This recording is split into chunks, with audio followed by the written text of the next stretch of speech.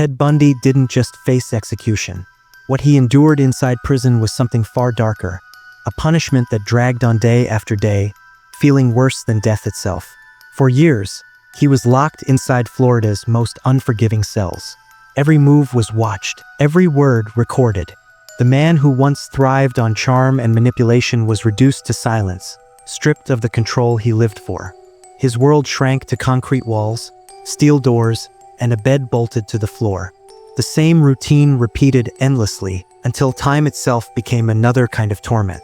Death row wasn't an ending for Bundy. It was a slow erasure, where his mind and spirit decayed long before his body did. People think execution is the ultimate punishment. But for Bundy, it was the years of waiting, trapped in a place designed to suffocate every part of him, that delivered the real agony. This is the story of Ted Bundy's prison life, after the trials ended, after the escapes failed, and after the mask of charm finally broke. By the late 1970s, Ted Bundy's name had become a headline of horror across America. He wasn't just accused of one crime, he was connected to a trail of violence stretching across multiple states.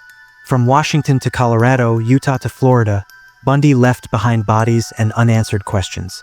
Investigators described him as calculating, cold, and disturbingly confident, a man who blended intelligence with brutality.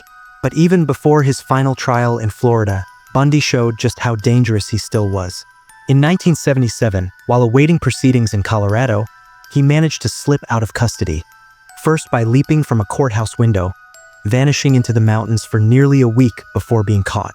Months later, he pulled off an even bolder escape, carving through a jail ceiling, squeezing into a crawl space, and disappearing into the night. For weeks, he remained free, stealing cars and moving state to state.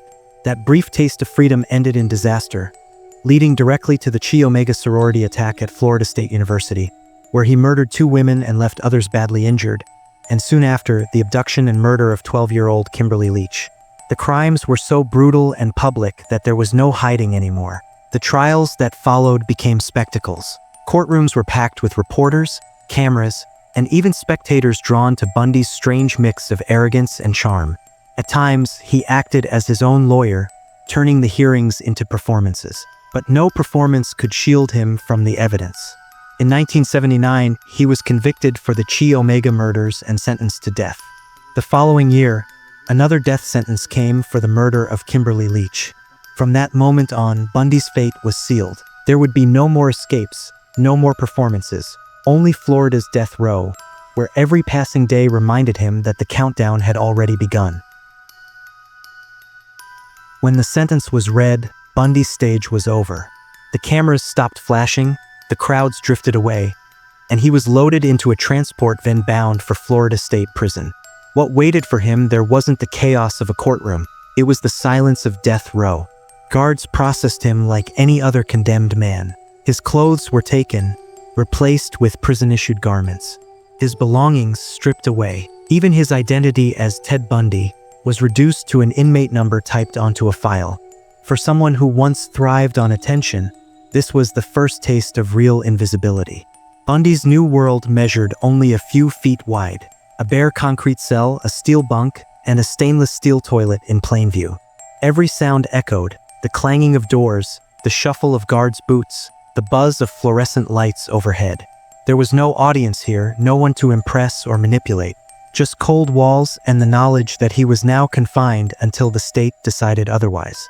That first stretch on death row set the tone for everything that followed. Bundy was no longer the man in control. He was the man waiting, locked in a cage that would define the rest of his life.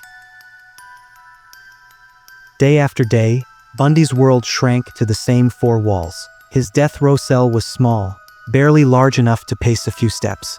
A steel bunk was bolted to the wall, covered by a thin mattress that offered little comfort. Next to it, a stainless steel toilet and sink, exposed and in full view, left no space for privacy.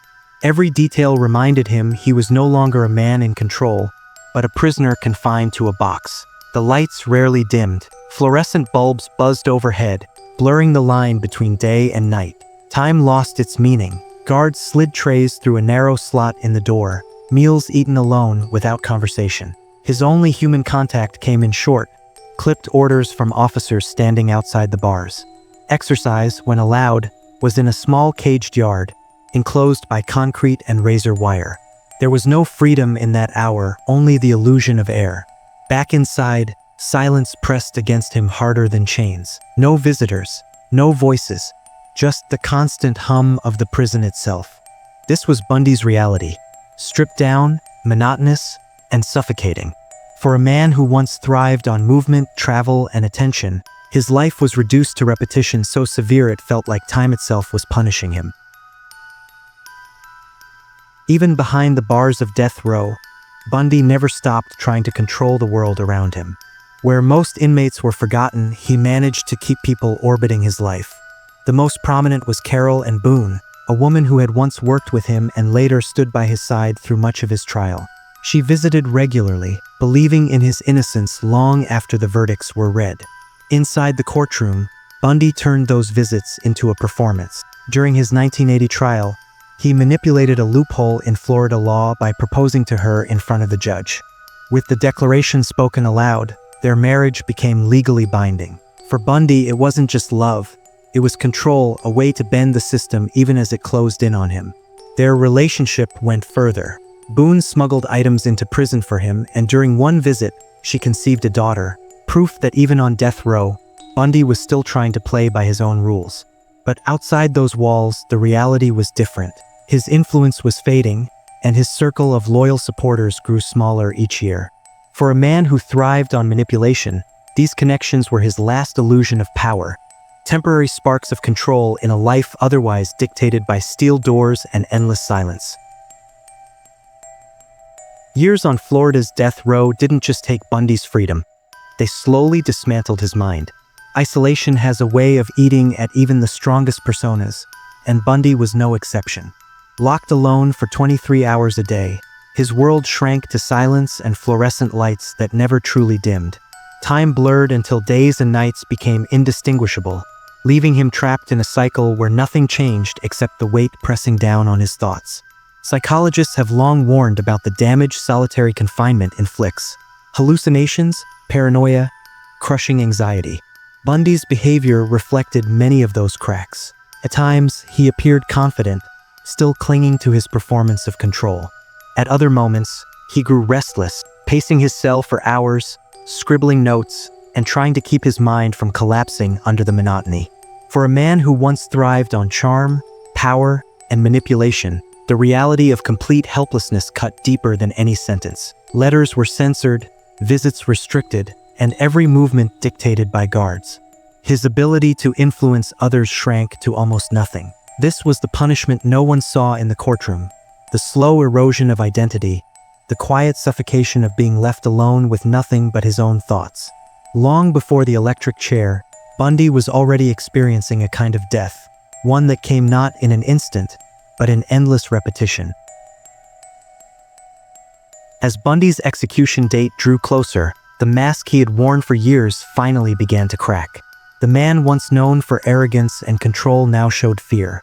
In his final interviews, he shifted blame, pleading that violent media had fueled his crimes, a desperate attempt to delay the inevitable. Witnesses recall him breaking down in tears during visits with his mother, clinging to the last remnants of family as time ran out. His once sharp confidence gave way to nervous energy, sleepless nights, and a hollow look in his eyes. Guards noted the change. Bundy wasn't the defiant figure he had been in court. He was just another condemned man counting the hours. Every appeal failed, every last request denied.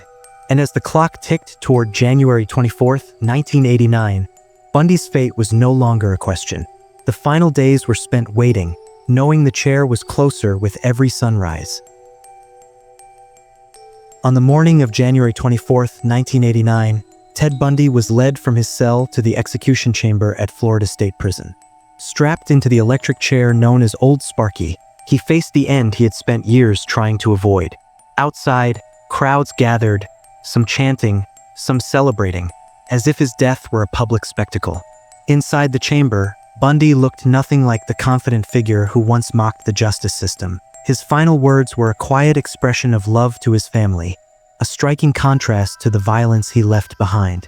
Moments later, the switch was thrown. The current surged, and with it, Bundy's life ended. For the world, it was closure. For Bundy, the years of isolation, fear, and silence had already delivered a punishment worse than death. The chair ended his body. Prison had already erased everything else. Ted Bundy's story reminds us that justice doesn't always come in a single moment. For him, the real punishment wasn't just the electric chair. It was the years that came before it. Locked in silence, stripped of power, and left to watch time crush him day after day, Bundy discovered what it meant to live a life that felt worse than death. Behind the headlines and the documentaries, that's the reality often forgotten. A man who once thrived on control and manipulation was reduced to waiting alone, powerless, and broken. His crimes left scars across countless families, but in the end, prison delivered a slow, unrelenting consequence that no performance could escape. So what do you think? Was Bundy's time on death row a punishment harsher than execution itself? Or does death remain the ultimate justice? Let us know in the comments. We want to hear your thoughts.